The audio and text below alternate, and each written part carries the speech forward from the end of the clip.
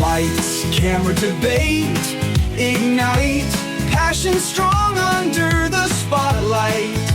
Tune in for the clash, tune in for the spark, the critic and the cynic light up the dark.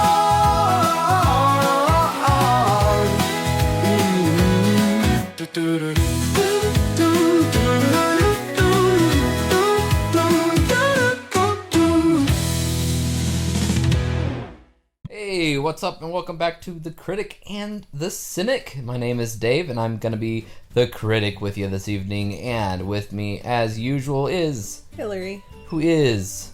The Cynic. That's right. So, once again, for all you guys that have not been listening to the other podcast episodes, what we do is we take a look at a handful of films, and we review them.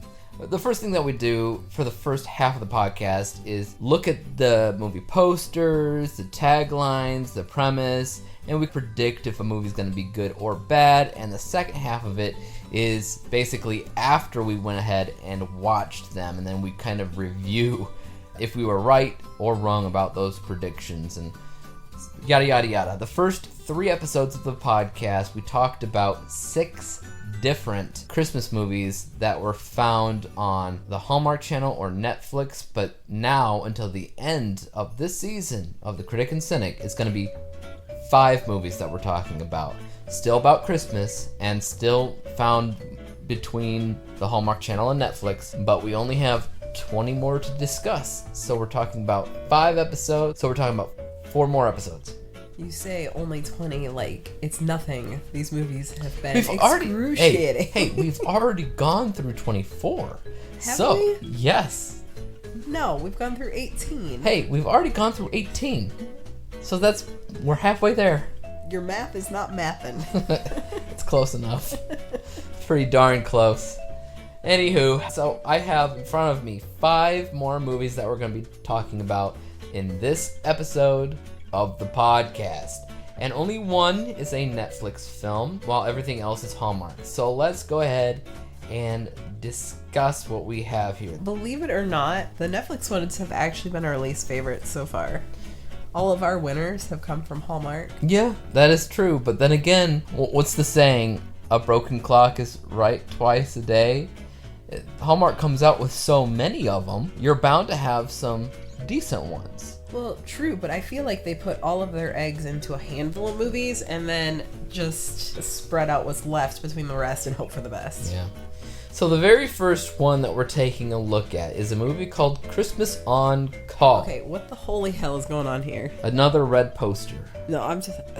It looks like it's a hospital thing, okay? If you look real closely at the poster, they're sitting on a heartbeat monitor, basically, where the heartbeat is... Okay, they're sitting on a tinsel-made heartbeat. We have a guy who's wearing an EMT type of situation, and we have a nurse. All right, and on call, that makes sense. So historically, the first of the week has been the worst, and I'm gonna just go ahead and call that this looks like it's gonna be a shit show. Why? It looks lame. Okay, I don't see where you're getting that, but yes, there has been a slight curse with the movies thus far, that the first of the week has also been the worst of the week. We'll see though. Let's take a look at the tagline of this movie, which is First Responders in the Line of Love. Oh my god. What? That sounds awesome. Terrible. Oh my god. Let's go ahead and read the premise, what we got here. The lives of the first responders in Philadelphia intersect over the holiday season while juggling work, personal lives, and their dedication to protect and serve their city. Yeah, I think that's my problem with it. We're dealing with serious professions here, and they're just smiling like, I'm gonna go have some eggnog later.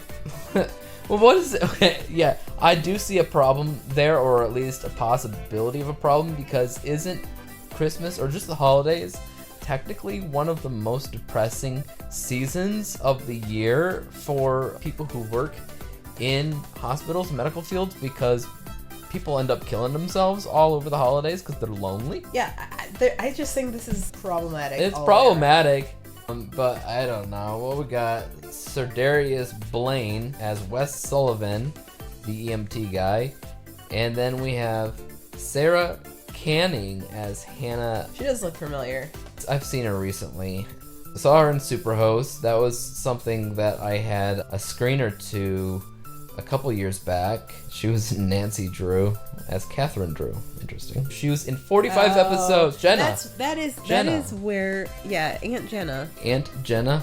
Yeah, the aunt who was taking care of Elena and Jeremy after their parents died. Okay, so she was in like the first Aunt 2 or 3 seasons of the Vampire Diaries. Of the Vampire Diaries. She was in 45 episodes of that. So that's where she's immediately. That's where I know her. Well, I just said that she looks immediately familiar, like something I saw her recently, and we just went through the Vampire Diaries. So that's where I'm thinking of her probably most recently. Yeah.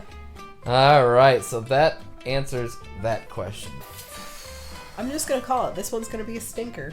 You think it's gonna be a stinker? Yes, I do. I don't know. I mean, medical things are touch and go for me. Okay, but this is going to be a medical movie with Christmas cheer. Okay, we've got some problems. Christmas cheer.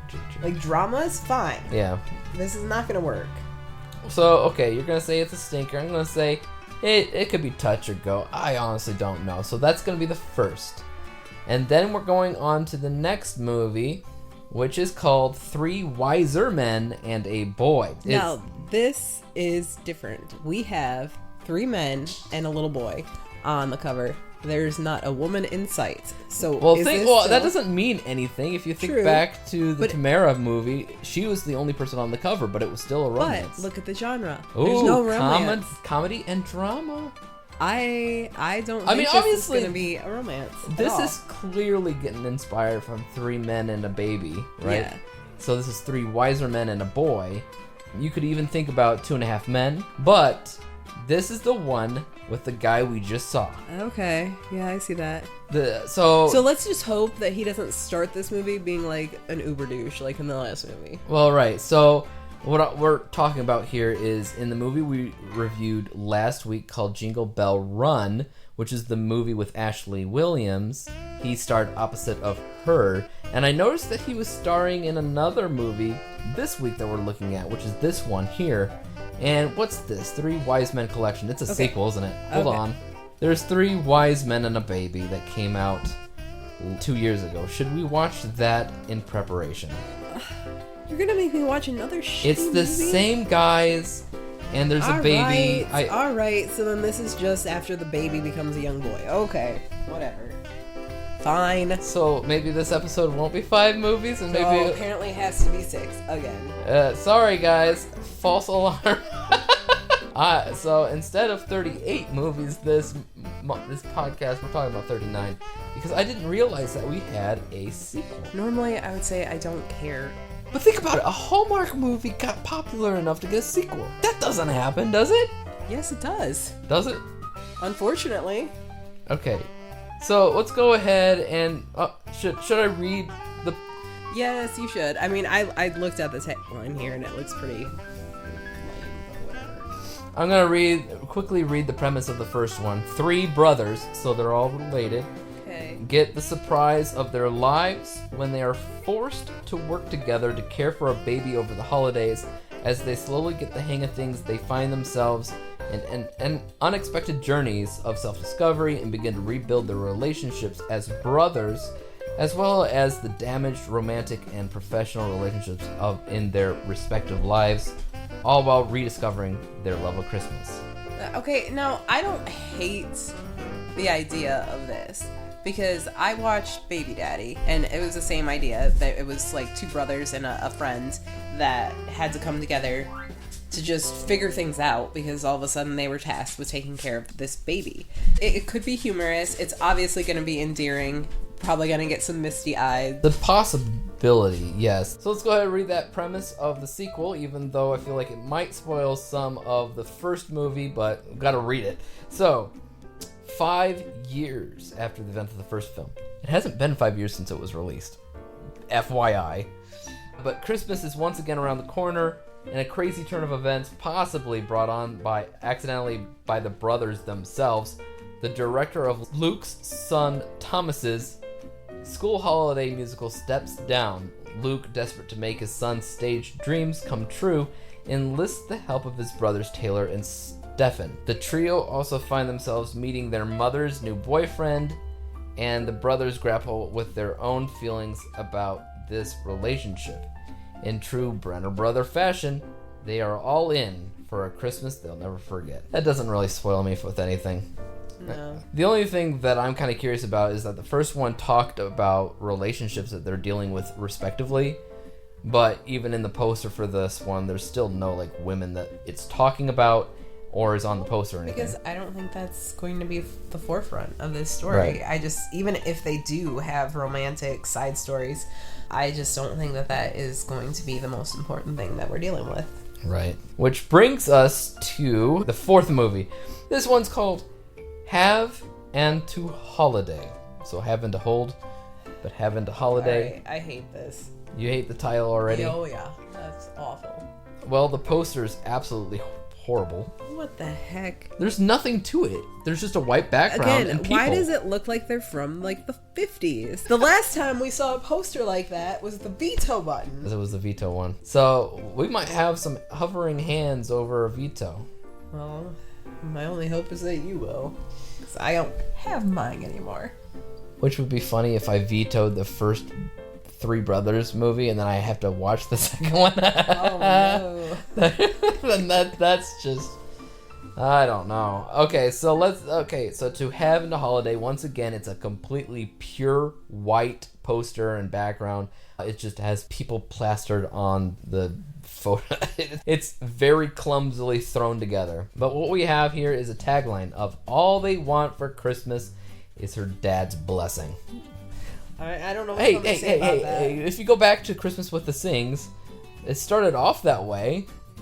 Yeah, it did, but that's such an archaic thing. It's going to be an archaic thing, but it's going to be that way for the rest of the time. Doesn't make it right, but alright. Well, anyways, let's go ahead and read the premise. When Celeste, another movie with a Celeste, okay. When Celeste gets engaged to Jason, after a few months of dating, her father and the couple's would-be officiant, Pastor Mark, insists on putting them through a pre-wedding boot camp filled with Christmas-themed challenges.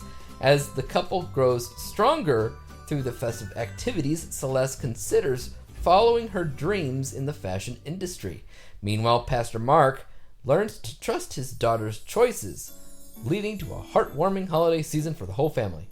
Well, okay, so we already know exactly what happens. Yeah, thanks for letting us know from beginning to end what this is. However, it does give me some flashbacks to a Robin Williams movie. Is it License to Wed? Where they had a couple that are trying to get married, but they had the pastor, played by Robin Williams, having them to go through all this pre-wedding boot camp stuff. That was pretty funny, but does it have to be Christmas related? Absolutely not. When did Christmas equal, like, competition?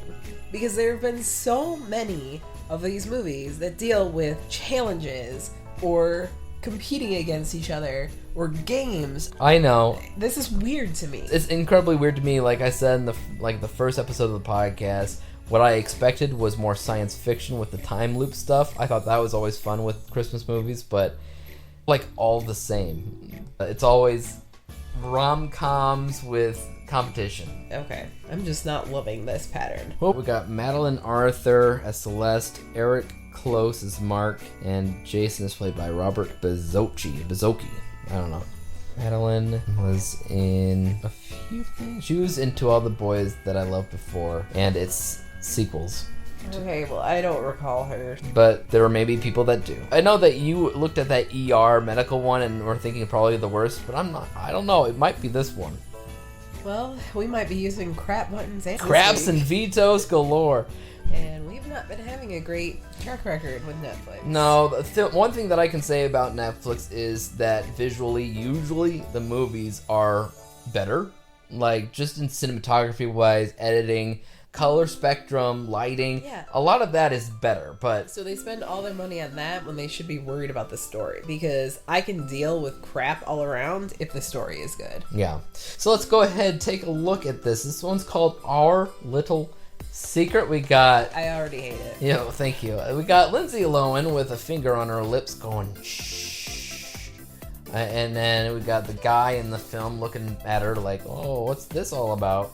And please tell me you recognize him. That is Ezra from Pretty Little Liars. I did not recognize Ezra. Ezra was never my favorite. Exactly. But apparently he's still holding on to things about little secrets with fingers on lips. Because that was Pretty Little Liars too. Like, that was the thing. In the background of this photo, I'm guessing that's a Christmas tree and Christmas lights. It just looks like an explosion to me. Yeah, it does kind of look like fire, but whatever. But we're just gonna say it's just unless Christmassy. their secret is that they blew up a Christmas. Yeah, they are they're a couple of criminals that go around. They're arsonists. They're like, it's in the vein of How the Grinch Stole Christmas, but we actually have people that go burning down buildings. All right, well, if that's the case, then sign me up. Oh, This will be different. Here, before I start reading what it's about, it is rated PG-13. Oh. Ooh, I think that's our first one with a PG-13 rating, because even Stripper Man movie was PG. So they couldn't even pull out the little shorts for the no shorter. No, those are all pants. So let's take a look here. Let's read the tagline. Have yourself a very awkward Xmas. Oh, yeah, I actually did read about this one. Never mind. It's not going to be exciting at all. Keep going. Never mind.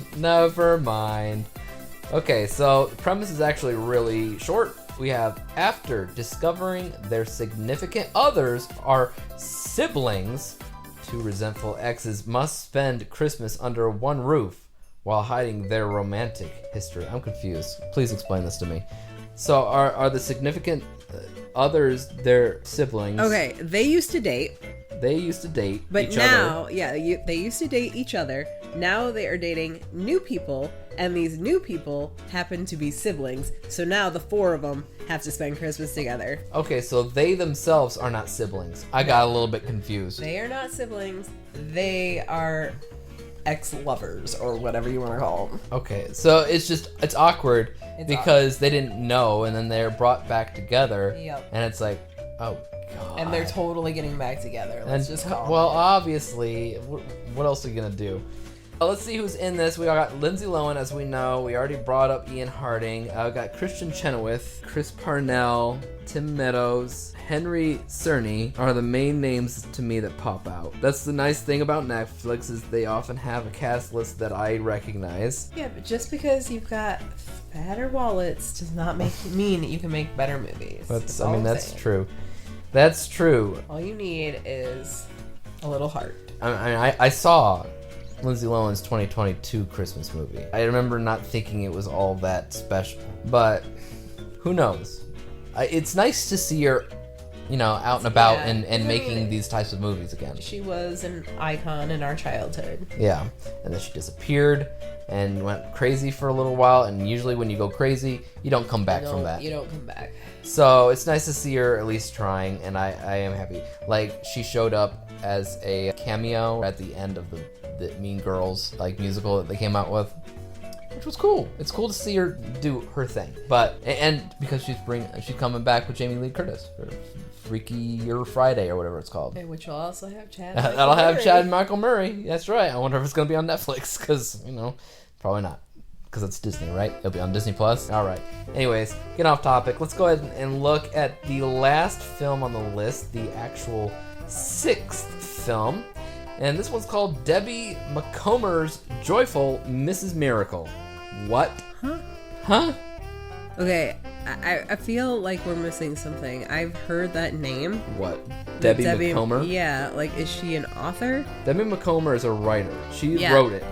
I get that, but Did she do other movies that are called Debbie Macomber's? Yes, she did. But so it's not. She's got a whole damn universe. She does. She does, but it's not something that I have to go back with, I don't think.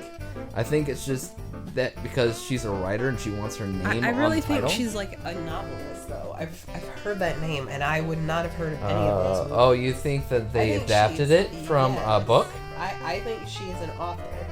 Oh, I do see this, though. In 2014. Oh, yeah, novel. It says novel. Yeah, she is a romance novelist. I do notice in 2014, there was a movie called Mr. Miracle. And this one's called Mrs. Miracle. Oh, Is there any connection? I don't know. I don't think it's connected. Thank goodness, because I'm not watching 7 of these stinkers. Yeah, right?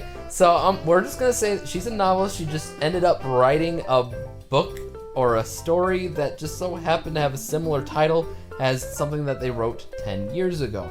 There was a movie that she wrote, or a book that she wrote, called Mr. Miracle back in 2014, and 10 years later, we're looking at Joyful Mrs. Miracle. Coincidence, right? Let's hope. Let's hope. If it's not, then they're doing a piss poor job of just telling you should probably know what that other one is. Yeah, they are not connecting the dots. Yeah, so let's go ahead and just say, okay, Debbie Macomber's Joyful Mrs. Miracle. We're just going to call it Joyful Mrs. Miracle. Well, yeah. Because that's the title of the movie. She's trying to pull an Alfred Hitchcock or an Yeah, M. Night Shyamalan. Yeah, except she's also not directing it. Alfred Hitchcock had an M. Night Shyamalan have the fact that they write and direct. That's fine, but she's definitely trying something here, but whatever. Yeah, anyways, let's go ahead and... We've got the tagline is, she might just be what they need to succeed. Okay, then. Whatever. Let's go ahead with the premise.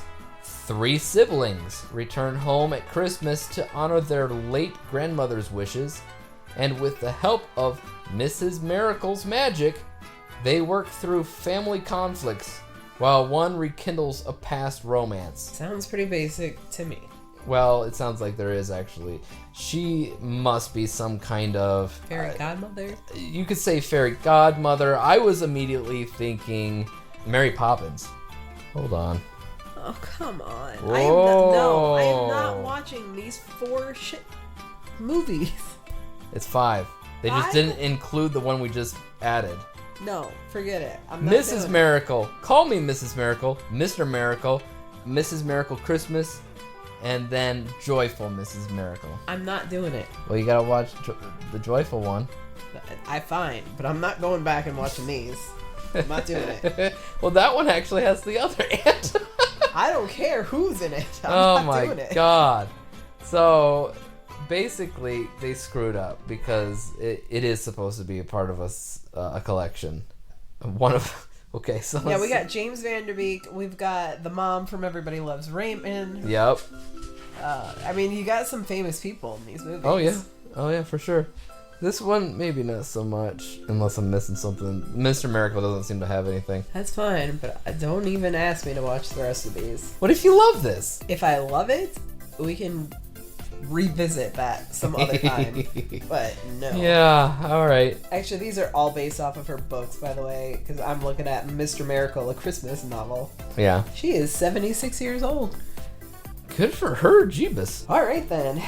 So that is your 6 movies this week. Wowzers. It looks like a really bad week. I'm just... You know I'm not what? excited Out of all about the this weeks at all. we've talked about and started talking about, yeah, this is the one that I feel very, very non-confident with. Well, at least you still have your veto button, because I'm just I have gonna my- sleep through these. I don't even I have care. my veto and my crap. You still have your crap. Yeah, but That's crap doesn't 3. help you. That does not help you. You still have to watch it. That's right, I do. That's right. So can I fall asleep during these movies? No. That's not, no. That's you, like, mentally vetoing.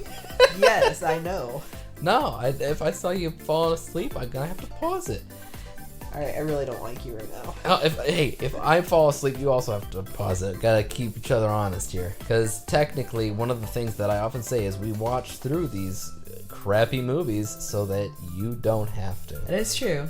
By the end of this, we will have a list of which ones you should check into if you want to watch a Christmas movie, Yep. and the rest of them feel free to skip because Hey. they are not that great. One of the best things about watching crappy movies at the end of the day is you do end up finding hidden gems. Yeah, same with I read a lot of books, and I have found a lot of hidden gems. Yeah, so you can't just say they're all gonna be crap, because they might be. 90% of them might be crap, but it's those hidden gems that kind of make it the whole thing worth it.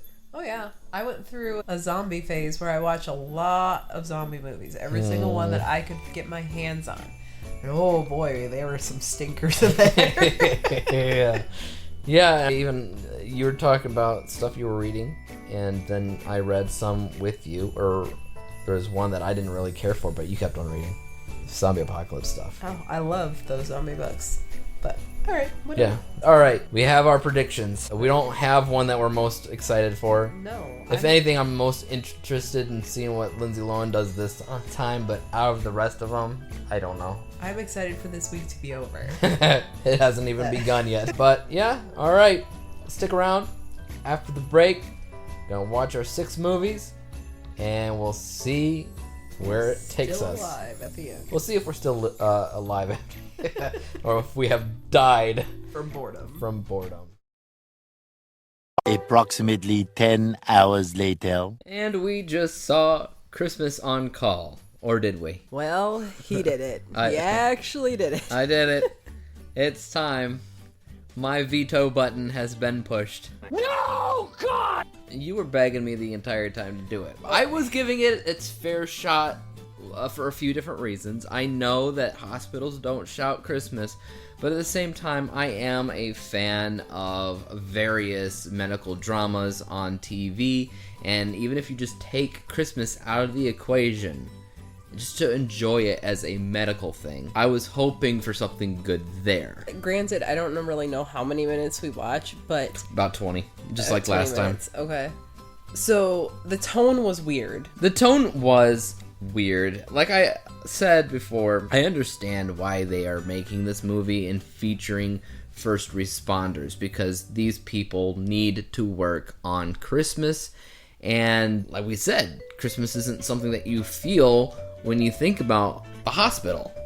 And so if they could magically make a movie where it does feel like that, and it represents those first responders that have no choice but to work on the holidays, then that would be one magical kind of a movie. The other big problem with this is that there were at least 4 different storylines going on. There's a lot of storylines going on, so this is where, while watching, I started to think maybe, just maybe, this entire movie was inspired by the Chicago universe of TV shows, so Chicago Med, Chicago Fire, Chicago PD, Chicago, all those, like how they have a whole bunch of those, and sometimes they have their episodes where they all come together for one massive type of episode, and it felt like it was just kind of inspired by that, because any one of those shows, you're gonna have these side characters that show up from now and then that are having their own issues and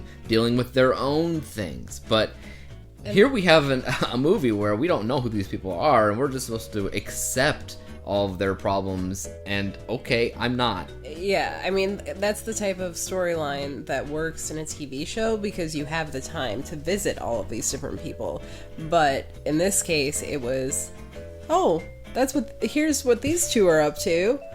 We got the 2 EMTs, we got 2 cops, we got a nurse and her family situation, and you got a doctor who is kind of connected to some of them. We didn't see her connection to the cops yet, Yeah. I guess. But it's just too much. That was all in 20 minutes. Yeah, and so the main thing that I was hoping for, I had my fingers crossed on, was that I wouldn't make a decision to veto this movie until the inciting incident occurred. And it was quickly dawning on me that there was not going to be one. Like, it was just going to be just stuff happening and people interacting the entire movie, but nothing was actually going to change anything. You could make the argument that the inciting incident was when he invited her to decorate the place, because that's what would kickstart their relationship. As a stretch. It's a very big stretch. When I think of inciting incident, I think of crossing a threshold that you cannot turn back from. Well, I mean, they were making goo-goo eyes at each other every time they'd run into the hospital. Yeah, okay, whatever you say. But, like, until he actually asks her out, it's never going to go past the goo-goo eye stage, No. so... But in terms of traditional narrative, there was no inciting incident, and there was not going to be one. No. And I didn't say anything or do anything until there was a commercial break, because if there was going to be a moment that was like, hey, you gotta stick around because after the break something big's gonna happen, or this is what's going to happen next, or this is why you want to stick around, There was no moment like that. By the time the first commercial break came around, it was just the same old crap. Oh, you mean you didn't... Oh, there was actually 6 storylines. You mean you didn't want to see the little boy and his mom continue crying? and then find out whether or not the EMT chief person missed his daughter's whatever? I was a little bit curious about the EMT chief whatever person. I was wondering if he would make his daughter's recital. Now you will never know. I will never know. You will have to live. I could look it up, technically. You think somebody actually detailed the events in this movie? Because... I have no idea. I certainly wouldn't. At the end of the day, it's like my typical 15-minute test, which I've had for years. It's as soon as a movie turns on, you kind of get a good feel and grasp of how the film is going to play out and how it's going to feel by the end of the day. And that first feeling within that first 15 minutes, it was never very strong, and it was never very interested in any of the characters, any of the happenings, or anything. I appreciate the fact that it was on first responders. I appreciate that compared to everything else that Hallmark has done, taking place in a hospital is fresh and it is original. But I would make the argument, though, that the feel of this movie was something even lesser than Hallmark. Like, Hallmark has, like, that artificial, like, weird feel. But this was more like, you just turned on a random channel, like, and something was playing, and I don't even know. no, there was way too much fluff in the movie. It definitely felt like it was Hallmark to me, because it felt like they were trying to be Hallmark 90% of the time. It was just too positive. Even when they were trying to be dramatic with the medical stuff, like when they were trying... that they're having the kid plug his ears so they can talk about some kind of surgery or whatever. It was always talking about light. Surgery. They were asking if he had a concussion and if his mom was on the way. Yeah. What are you talking about? Okay. Medical terminology. Okay. Sure. But they still haven't plugged his ears. Yeah, because that was kind of weird. But like the idea there, like anytime it was trying to be dramatic for any reason, it just felt light and cloudy and goofy. Not goofy, but like just light. It just felt sugar-coated. Double sugar-coated. Sugar with a cherry on top. And that's not what I want out of medical dramas. Even if you just take Christmas out of it, it didn't feel like a medical drama. It didn't feel like Christmas. It didn't really feel like anything. It felt like it wanted to be too many things, and it just couldn't grasp one of them. Is ultimately why I vetoed it. Because I didn't want to watch, upwards of an hour and a half of the same thing over and over again when none of it was grabbing my attention. Fair enough. Anyways, so yeah, that is Christmas on Call. Now, we're going to be talking about the next film on the list, which is called... Alright, so we just finished both movies. We just finished Three Wise Men and a Baby, as well as the sequel called Three Wiser Men and a Boy. And I don't think they were any wiser in the second movie. Well, you get a little bit smarter when you get a little bit older. You get a little bit more wisdom, right? So there you go. So to kind of give you guys a quick recap here of what this was, is that these three brothers, actually specifically one of them, comes into contact with a baby because he's a fire guy, and they drop off the baby at the fire station. With a note specifically saying, with a note for him. him. Yeah, a note for him. So he's like, well, I guess I'll just take him home because that's how things work in a legal sense. So he brings him home, and he and his brothers watch after this baby. And I mean, the same could be said sort of for the sequel. The baby's older, is 5 years old, and they're more or less acting as babysitters. I wouldn't say they're acting as babysitters. I would say the mom's out of town, and they're trying to help the boy with his school play, basically. I would say out of the two, I prefer the first one overall, I think it was cuter with the baby, especially the out of absolutely nowhere, what do? We have a baby in our lives now. That aspect, I think, was cuter and a little bit more emotional in terms of certain sequences. The second one was also cute, but they had a little bit of experience going into it. And so you're watching it more so for this whole family dynamic in the sequel. The first one, I feel like it was more so about these men figuring things out for themselves, figuring stuff out for their relationships, figuring out maturity for themselves as growing adults. They were still figuring things out in the second movie. And I have to say that out of all of these movies, and I don't even know how many we've watched at this point, but out of all of these movies, these characters were the most human. They were flawed individuals. They were dealing with their own stuff. They were dealing with family stuff. I really appreciated that. They felt genuine. The actors did a wonderful job portraying these characters. Just the whole movie felt like it wasn't even a Hallmark movie. I don't know. And this was definitely something that I would consider watching year after year. The traditional, yep. So I'm going to do it. Oh, you're going to do it. You're going to do it. I am going to press the unicorn button. Woo! For the set of movies. For the set of movies. Yeah. So the franchise as a whole. This is a first. Okay, this is the first time for the podcast. The first movie that we looked at, we hit the veto.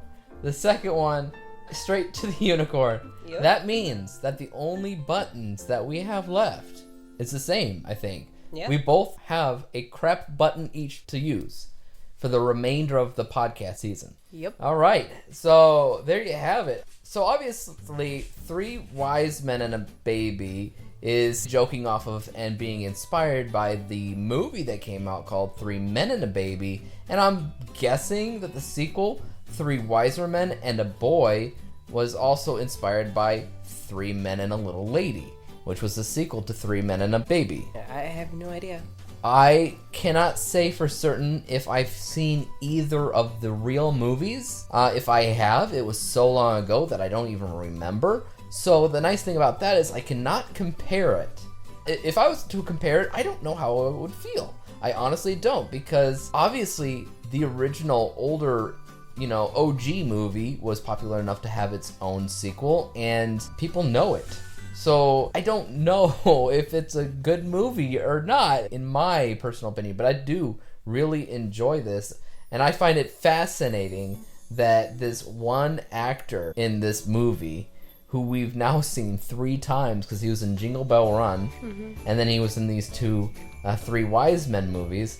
It's funny how you mentioned, he's acting like such a douche in the beginning, but he's also in 3 of the best movies that we've seen in this entire experience. Well, because these 3 movies, they experience growth. Like, the characters grow over the course of the film. I agree. It's nice because another aspect of the film, even though there is romance in there for each of the guys, like they have their own sort of relationship that they're gunning for and everything, it's kind of like the film that we watched with the 2 aunts as the friendship, like it was all about friendship in that. Like, I would say the movie's not about romance as much as it is about brotherly love. Yeah, absolutely. And that is one of the best aspects of this movie, and I think that is one of the most rewatchable factors about it. Say, if you're a fan of the later seasons of Supernatural, a lot of people love those episodes specifically because Dean and Sam as brothers, but also Castiel and the 3 of them kind of in a big way, just this trio of brothers. And there's a brotherhood going on in the episode, and they didn't care so much about what the show was about as much as they liked these interactions that these characters, went through. And I feel like if you enjoyed those for that reason, you'd probably enjoy this. Also, probably if you're a fan of 3 Men and a Baby, I'm gonna guess you'll probably enjoy this as well. I cannot say for certain because I've not seen them, but well, even if you haven't seen those movies, and maybe they have nothing in common, I have no idea, but if you're a parent, you're gonna appreciate these movies. If you're a parent, you're gonna appreciate it as well. And I will say that these brothers' perspectives in life I can also relate with, because I grew up with 2 brothers, no sisters, just 2 brothers and a single mom. So is exactly what these brothers had also grown up with. So they only had each other to kind of be each other's role models in life in a way. So I related with that as, I guess, the youngest brother of 3 brothers. Yeah, and I relate to, and I don't know the birth order of these brothers. Yeah, they're very honest, similar in but age, I feel like. I have a feeling that Taylor, the character of Taylor, is probably the middle brother, and he is a crabby, cynical, sarcastic person, and I love it. He's the best. He's the absolute best in terms of a relatable character. You don't see a lot of these types of characters in the Hallmark movies. No, you don't see flawed characters in Hallmark movies. If they have a flaw, it's glossed over with so much plastic and sugar. If they that, have like, if they have a flaw, it's often in terms of what job they have. They're just so obsessed with whatever job they have, and they're so blind to what's right in front of them that they need to snap out of it. Yeah. And then, oh yes, I'm a perfect person now that I'm, staying in the small town with my new loves and stuff. That's Hallmark for you in a nutshell. These were actual human beings for the most part, which is really nice to see. I do think that this is special. It does make sense as to why there was a sequel. Yeah, absolutely. And I wonder if they'll make A third one when the little boy's like a teenager. Oh yeah, that could be fun. Oh boy. I love it because they're saying how much more difficult it was to raise this boy versus when he was a baby. Yeah, try with a teenager, see how that works. And then get some more of the not cranky, just jerk neighbor. Yeah. That guy was great. I love that guy. He's just a whole jerk for no reason. Yeah, the sole purpose. I love that guy. What did he say when he saw them? Like, hey, ding dongs. Yeah. It's like, how's it going, ding dongs? And they're like, you done? Yeah, that's it. That's all I got. And then he would just walk away after insulting them. He just perfect. just insults them and then walks away. It's great. As far as a Christmas movie, like you said, there's not a lot of overall Christmas spirit in the film. There's more familial spirit in it. There is, of course, Christmas stuff going on. They got the Christmas pageant. They got Christmas lights tradition in the first film. And the Christmas dance next to the Christmas tree. I don't even know what they call that. Yeah, I don't know. But, totally something that, again, is relatable. Every time this song would play, the 3 brothers would have to jump up and dance this little thing that they probably created when they were kids. And that's just... It's tradition. Yeah, every family has it. Every family has a story that you hear a million times. And another thing I guess I should say, a lot with Hallmark, you got chemistry that you're looking for, and we already talked about brotherly love, and that's great and everything, but they really do feel like brothers to me. They look nothing alike. They look nothing alike, absolutely. But I not. 100% believe that they are brothers. Right. I love that. That's acting, and that's chemistry. It's all rolled into one. It's actually pretty well done there. In terms of filmmaking, there's nothing spectacular there. I don't think there's a crazy amount of cinematography or anything going on. Both films started the same with drone footage covering everything, which is what most of them do. But I don't know. You're talking the pluses here are the story and the acting. Yeah. Those are the main components. That's what you're going to done connect with the very, very most. well. You're just going to connect with these characters and what's going on in their lives and just what they're doing. I think your cynical middle brother, for instance, his reactions with his facial features are gold. Especially in the first movie when he's just carting the kid around. He goes to the supermarket and he's like, what do I do?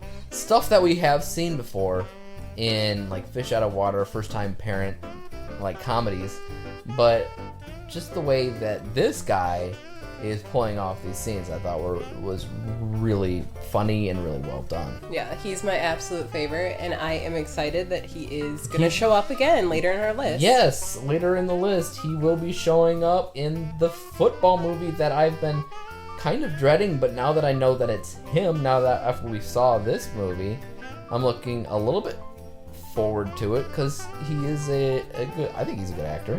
Yeah, I thought so. I look back in his history, he's got some interesting credits. He was in like an episode of like a Star Trek show. Okay. So you don't really get onto Star Trek Discovery, I think it is, which is like the CBS Prime show, without at least being half what talented. So that's cool. Overall, what would you rate it?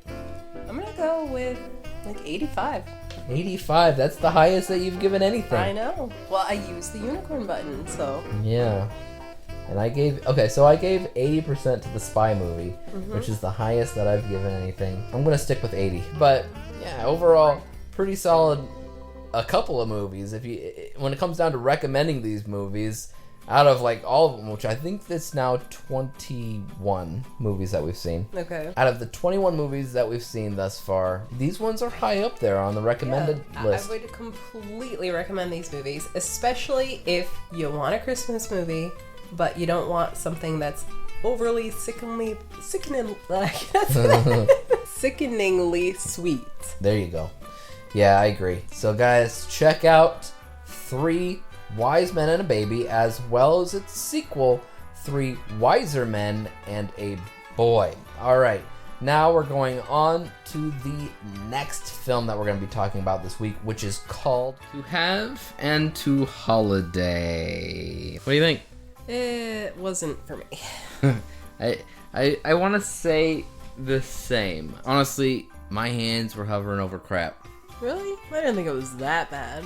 They were hovering over it, and the only reason why I didn't press it was simply because I liked the concept. There's a movie called License to Wed, starring Robin Williams, that I distinctly remember enjoying a lot. It had Robin Williams, it had John Krasinski, and Mandy Moore. I've been noticing more and more with these Hallmark films specifically that there's no originality. And I'm just not saying that from a Hallmark perspective where they're all the same. I'm saying specifically these Hallmark movies seem to be replicating other movies. Every single one. It's not a coincidence anymore. It's a pattern. So, to having a holiday, of course, License to Wed, but in the past we've had other movies that to me have felt like Jingle All the Way, or other, not even holiday films, just movies in general. And I guess that's fine. They say originality is dead and everything, but what I wanted out of the movie, I just didn't get. The idea is to have this engaged couple do some pre-wedding boot camp stuff to prove that they are worthy enough to love each other, which is a thing, right? People actually go through this. Well, not a boot camp. It's usually more of a counseling. Yeah, counseling. Where you, like, are talking to them about difficult topics and how do they feel about these things, just to make sure that they've thought everything through. Not marriage counseling, but yeah, pre-marriage. Pre-marriage. Yeah, and I've heard of it, and I've seen people actually do it in real life. These movies, of course, they're in part comedies, so they make it humorous. In this case, it really was another Christmas Olympics type of movie, just masked under the guise of a marriage counseling thing. Which really was, let's just throw some stressful things at you and see if you end up tearing each other's heads off. Right, which is, I guess, fine. And then they're like, oh yeah, wait, it's a Christmas movie too. Let's make sure that they're all wintry themed. Like when they had to do an activity together, let's make them build a gingerbread house together. Or if one person drives blind, the other person has to help direct them around the obstacle course, which of course is snowmen outside. Which leads an interesting question, because yes, this boot camp was taking place during Christmas time. What happens when he is doing this boot camp for a couple in the springtime? Well, see, you know that thing where it's like, if you cut down a tree, or a tree falls down and nobody's around, does it make a sound? You know? Well, we can't answer your question because it doesn't exist and we don't have to think about it. I think about these things. I'm sorry, but Okay. I can't sit there and watch a movie like this and not be like, okay, are they hitting Easter bunnies? That's around the right, yes. springtime? Easter bunnies. Gotta hide those. Are they building like Easter baskets instead of a gingerbread house? That's like, right. I don't know. You gotta build them Easter baskets. No, you gotta hide the Easter eggs in a way that makes sense and says that they love each other. I don't know. Or the activity is in summertime is swimming or something. The heck would you do with swimming? Pretend to drown and see if the other person can save you? Perfect. Because I was just thinking swimming, but you're making it funner, I guess. You have to have a challenge. Otherwise, there's no problem. If you're just like, hey, get in the pool and swim around a little bit. Yeah. Like, how does that tell you if they're going to be a compatible couple? I'm going to say this. Like, a lot of these movies don't feel so much like a real Christmas movie, but I don't know. It might just be me right now, but I'll just say that this feels the least like a Christmas movie out of everything that we've seen, in my opinion. The least. Yeah, I couldn't. You would probably be like the ER one. That one was pretty not Christmassy.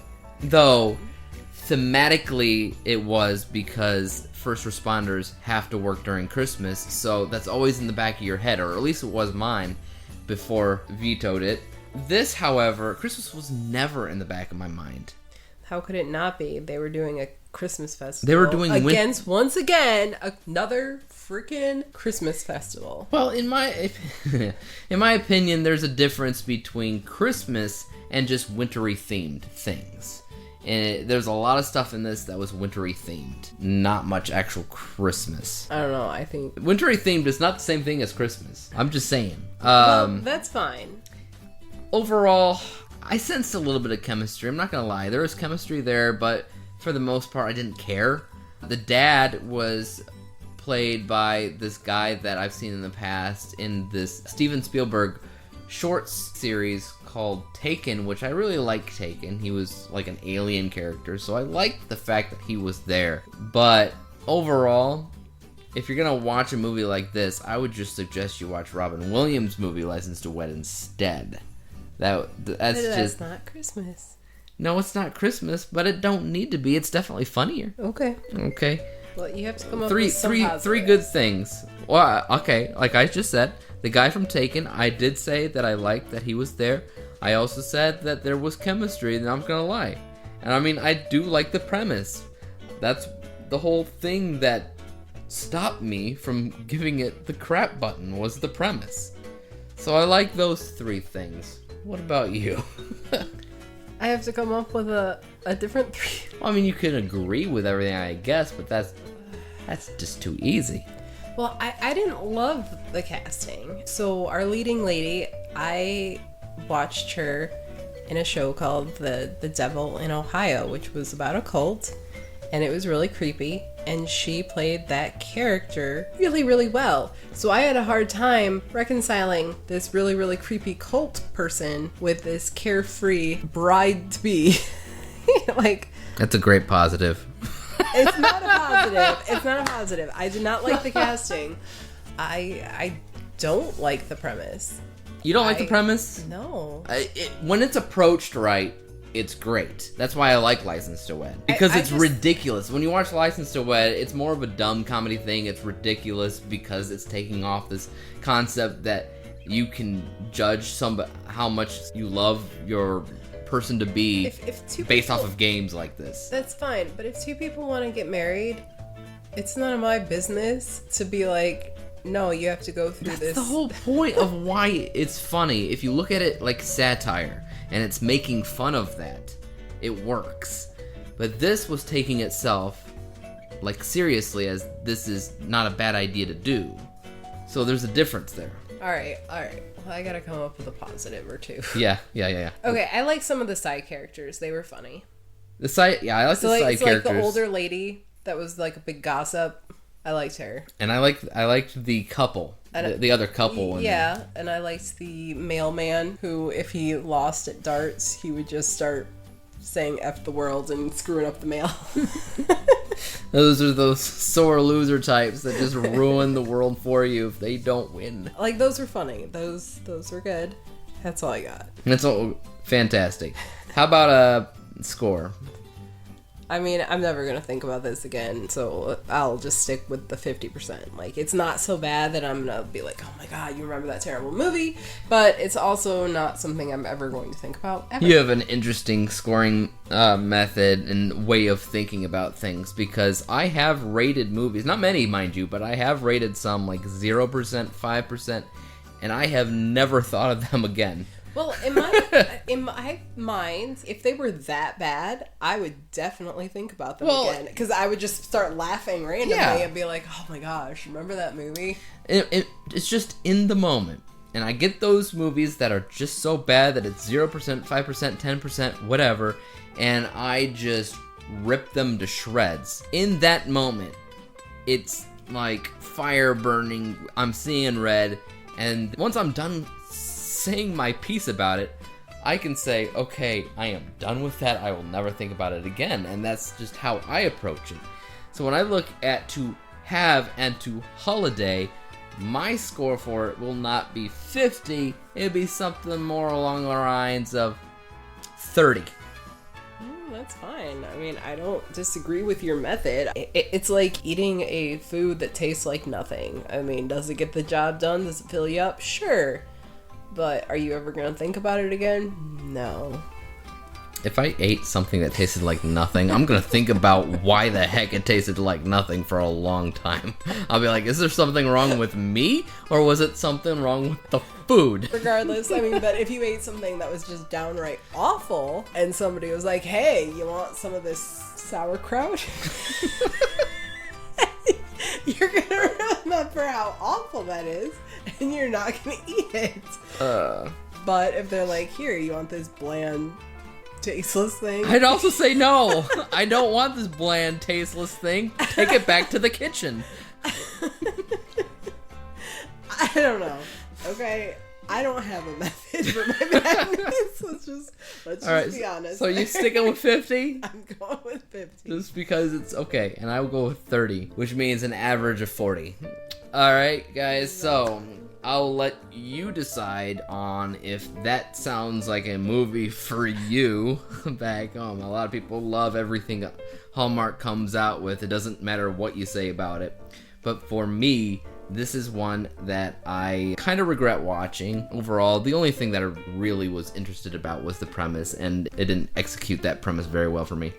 So, that's it. That was To Have and To Holiday, which leads us to the next film that we're talking about, which is called Our Little Secret. So, I know that you were crocheting 85% of the time, but did you get a good grasp of the movie? Yeah, it was messy. I don't know about messy. I actually liked it. This was one of my favorite films out of the entire experience. And when I'm looking back at Lindsay Lohan's career, especially her most recent Netflix movie, which was Irish Wish, not that exciting. But this one felt, once again, kind of like Meet the Parents, except they had that added little twist of, oops, we used to date, and oops, it's a little bit awkward, and trying to hide it from the rest of the family, which again to me was like Dan in real life. Okay, but that was super unrealistic, because the entire movie they were sneaking away to spend time together. Technically, everybody was at these events for the most part. They weren't sneaking away. It's just that we got to see more of them spending together and talking because they actually know each other. That's what I got out of it. Alright, but if I was their significant other and I was watching all of this unfold, even if I didn't know that they used to date, I would be like, there's something fishy going on there. Well, that's not what the kind of movie we are watching, because if it were, we'd be watching the Lifetime channel. That's fine. But that's the other reason why I say it's messy. I mean, everybody in that movie was just a hot mess. I don't know. I liked everybody here. I think for the most part, Lindsay Lohan being in the film is just she's just there because she's Lindsay Lohan. But I think that everybody else more or less fit the bill. I actually liked Ian Harding in the role that he had. I liked the stoner brother. I thought that reminded me a lot of the stoner brother in Meet the Parents. A lot of the just random hijinks that happened throughout the movie, again, reminded me of Meet the Parents. Even the dog, the little tiny dog that had the little mishaps throughout the film reminded me of Mr. Jinx, the cat, in Meet the Parents. Okay. Well, it was not I would my probably cup of tea. think the same as you did if I wasn't paying as close of attention as I was from the get-go. I was tied in as soon as the movie began. I paid close enough attention to know that it probably wasn't for me. I don't know. I would watch this one again. It didn't even feel like Christmas at all. The whole thing was Christmas related. Okay, Just like then- any other movies are. Yeah, okay. Some of the movies you can get by without it being Christmas. I'm not sure if you could get by this one without it being Christmas. Unless you're talking about some other event that brings family together, maybe like Thanksgiving. But nobody makes movies about Thanksgiving because nobody cares. Well, that's just sad because I like Thanksgiving. We know. Yeah. So overall, I mean, there's not a lot to talk about with this movie. It is what you expect it to be. You got a couple of people that used to date. They went their separate ways because it got weird and awkward one time. And then when they come back together, not realizing that the people that they're dating are siblings. And so they have to spend this holiday together. And they try to make the best of it. The guy's doing business stuff. The girl's doing whatever she does. She's just trying to get what she thought would be her future in-law to like her. Which is always a difficult thing to do when you're in a Meet the Parents type of situation. And it pretty much ends as you would expect it to do. I don't know if I would say that the chemistry was on point or anything. No. I would say that there's definitely quirky, fun chemistry, but not romantic chemistry. But then again, you're talking about a couple that was presumably friends since birth. Yeah, you're talking about people who are supposed to have friendship chemistry, even though in the very beginning it was teased that that friendship got to a little bit more because obviously they did date, but you never really saw it. You never really saw them date except for the very beginning of the movie where they broke up, and that's what you get out of the chemistry with them dating. Yeah, I don't know. That was kind of an awkward... So all you really have to go off of is the idea that they are indeed old friends. Very, very old friends. And I think that they pulled that off pretty well. Just the old friends part. And over the course of the film, I guess it tries to convince you that they have this love for each other, which again, I didn't really buy that. But I still had a good enough time watching the movie as a whole. I thought that in terms of everything that we've watched on Netflix, this is my favorite of the Netflix movies. Okay, but the bar was pretty low. Well, sure, a lot of the Netflix movies haven't been all that great. I had fun in elements of Hot Frosty, but again, I think that Hot Frosty took itself too seriously. It shouldn't have. And this was pretty much as you would expect it to be, which is better than I can say Hot Frosty was. I can't remember if this is the last Netflix movie that we're supposed to talk about. It is not. Is there one more? There's either one or two. One or two more left. Because I guess, I mean, we're not even in December yet, so I would hope that Netflix came out with some Christmas movies in December, but, you know, whatever. You have to release as many Christmas-themed things as humanly possible before December even rolls around. So, you didn't hit your crap button. No, because I don't think it was crap. I just don't think I want to watch it ever again. What would you rate it? Probably 50% again, because I'm never going to think about this movie at all. Ah, yes, you're thinking about score. I'm gonna go with 70. I was tossing up in my head 70, 75, 70, 75. But when it comes down to all of the movies that we've watched and the handful of movies that I've rated 75, I don't think that this ranks up to that, but I did enjoy it, so I'm going to say 70. And so we have a 50 and we have a 70, which equals out to roughly 60% as a whole. So take that as you will. I don't know what that... It's definitely a divided film, I think. It depends on who you are when you watch it, what you come to expect out of it when you watch it. I enjoyed it. And I actually think a lot of people are going to be right on board because it's fine. There's nothing that it just screams awful about it. I think people are going to be excited about the casting. Yeah, there's quite a few people in the movie that you're going to recognize other than Lindsay Lohan and Ian Harding. You had Henry Czerny, who I think I first saw in the Revenge, like WBCW show. That was ABC.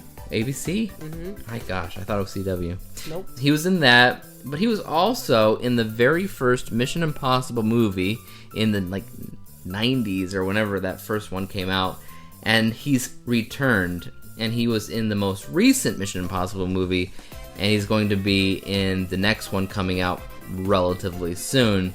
So he's actually a big name for a Christmas movie like this at this point. When I first saw him in either Revenge or when you're talking about the first Mission Impossible, he wasn't that big anymore. But the fact that he's come back to blockbusters it's notable at the very least. But there's also some other humorous names that you'll run into in the film as well. Like Chris Purnell was the vet in the film. He's in a lot of sitcoms, I want to say. And I was going to say, I recognize the mom. Oh, Kristen Chenoweth. She's in a lot of sitcoms as well. She's been on Broadway, so thank goodness they didn't lean into her Broadway profession, because when she sings like the people in A Carol of Two. So thankfully they're like, no, we don't want any of that. So sometimes people know what people want, and they're like, just use your humor and just go with that. So I think for the most part, when it comes down to all these Christmas movies that we've looked at so far, if you're going in specifically for people that you recognize, cast members, I think there's something here that you will enjoy. But we have a handful more or two to watch yet to see if we'll find our masterpiece of this season. But yeah, alright, so 50, 70, and 60 overall. That's the movie. That's our little secret. But now we're going to go on to the next film that we're going to be talking about, which is called Debbie Macomber's Joyful Mrs. Miracle. That was excruciating. You know, I regret using my veto. Mm-hmm. Do you regret using your veto?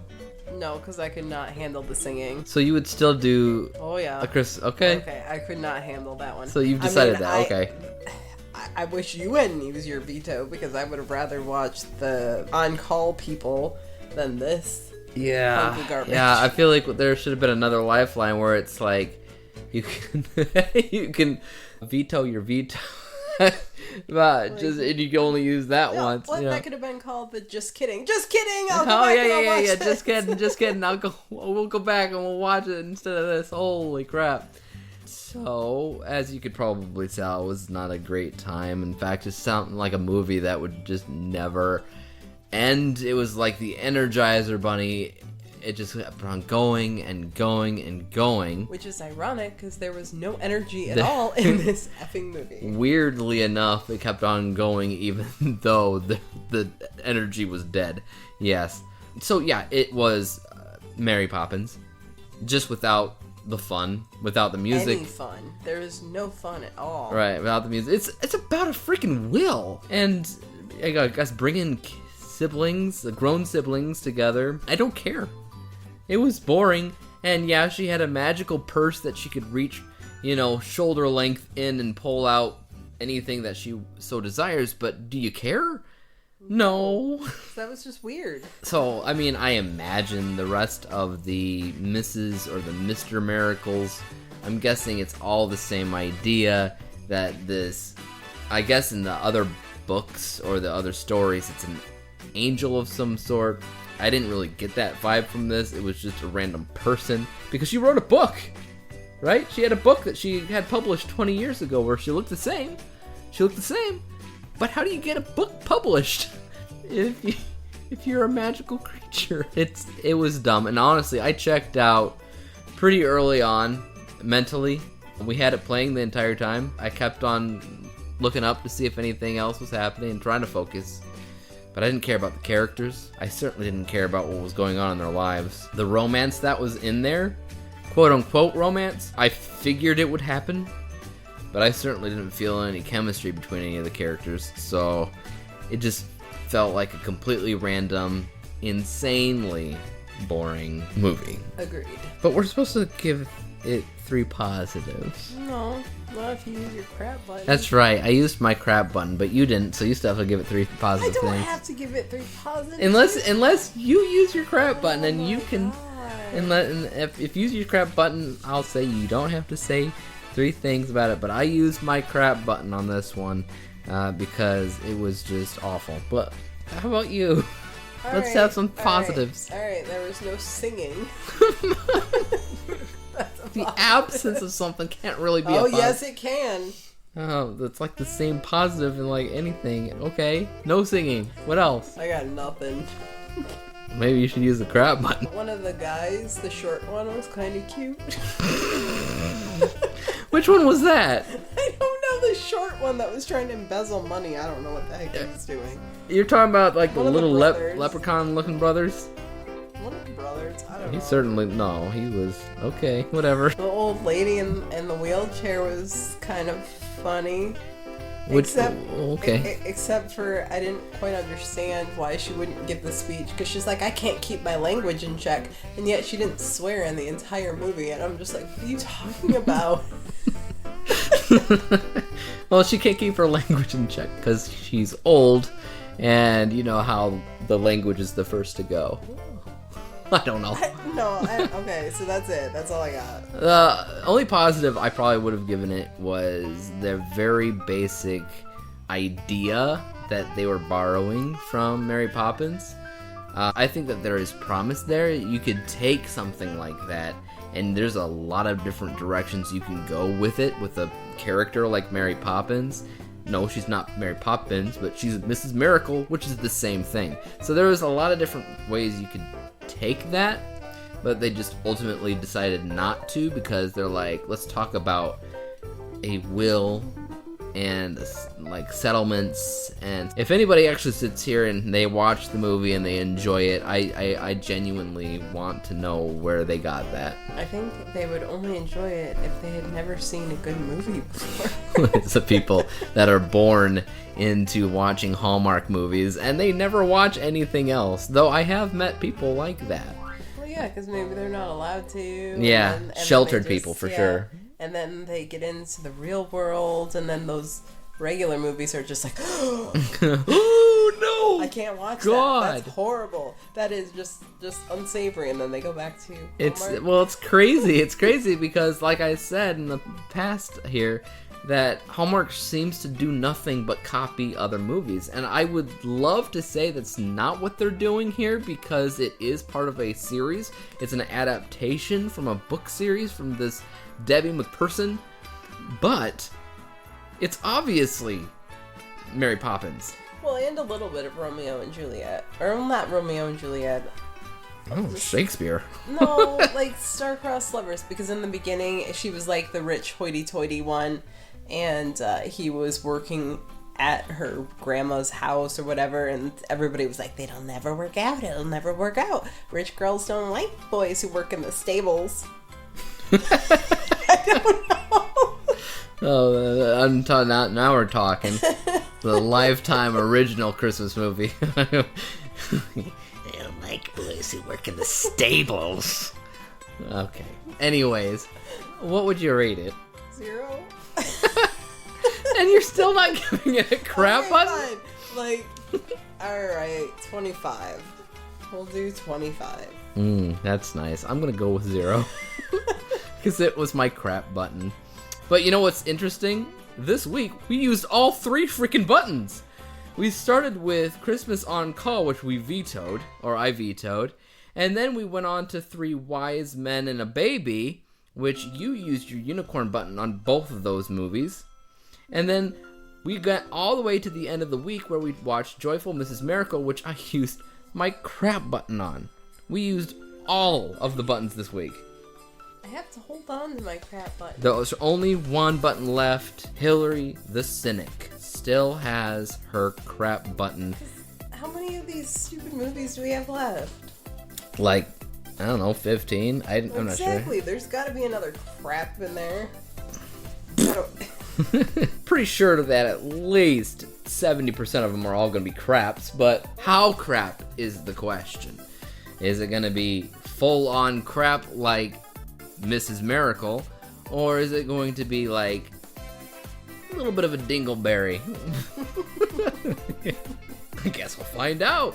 But this is it. This is the 4th episode of the podcast. We just looked at 6 movies. Once again, those were Christmas on Call, 3 Wise Men and a Baby, 3 Wiser Men and a Boy, To Have and a Holiday, Our Little Secret, and Joyful Mrs. Miracle. You have like a cheat sheet or something? How do you even remember this? I have it on my project list here. Okay, because I'm like, news to me, I don't remember. I forgot all these. What are you Well, talking about? you What the know. heck is To Have and a Holiday? What was that? Exactly, because I rated a lot of these 50%, which means I'm never going to think about them again. So I'm It's like, actively shutting it out of your brain and throwing it into that pile of lost memories and Inside Out. Yeah, I don't have room in my head for stuff like that.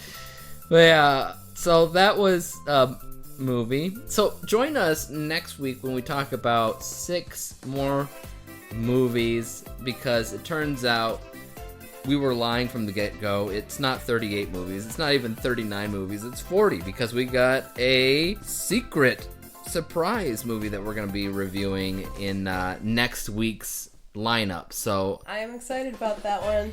yes. I will say that. Because it is not Hallmark or Netflix. I will say that. We're squeezing it in. It's Paramount Plus, right? Paramount Plus. It's a Paramount Plus, and now that we said that, most people know what it is. So wait until next week when we come out with our next podcast, and we will reveal what that film is. But until then, guys, make sure that you hit the comments down below. Tell us if you've watched any of these films on Hallmark or Netflix, if you're looking forward to some movies that are still yet to premiere, and we'll catch you next week. Peace out. Bye-bye.